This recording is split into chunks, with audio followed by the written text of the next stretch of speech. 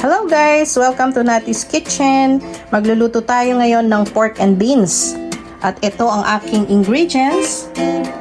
Una, ayan ang pork natin. Pinili ko pork brisket. Ayan. Tapos, ito yung white beans, garlic, onions, and yung tomato sauce. Ayan. Una, igisa muna natin yung bawang. Ayan. Igisa natin yung ating bawang.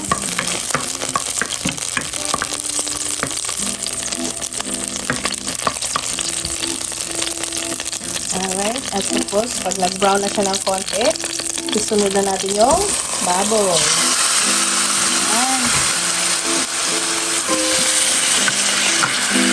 Pinili ko yung pork brisket guys, kasi may buto-buto ito. Ayan, masarap siya pag may buto-buto. Alright. And then, gagawin natin, takpan muna natin ito at pakuluan hanggang sa mag-tender ang meat. At saka natin ilagay yung ating mga ibang ingredients.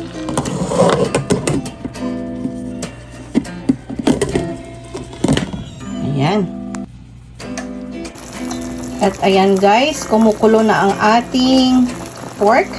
Lagay na natin yung sibuyas.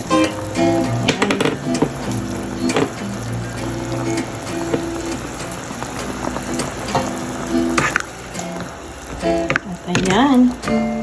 Ilagay na natin yung sibuyas at of course yung ating beans. Ayan. Ayan.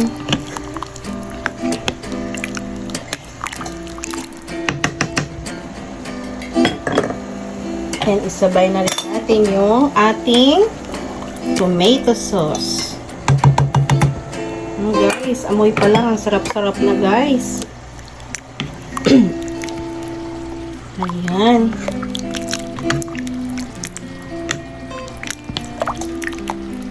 Ayan, pakuluan lang natin ng pakuluan hanggang sa mag-evaporate yung konting tubig nito.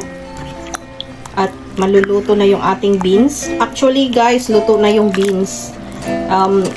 Lutuin lang natin ng konti pa. Alright? Ayan, hayaan lang natin siyang kumulo ng kumulo hanggang sa lumapot siya. Lumapot yung sauce natin. And then mag-evaporate yung konting mag-evaporate ng konti.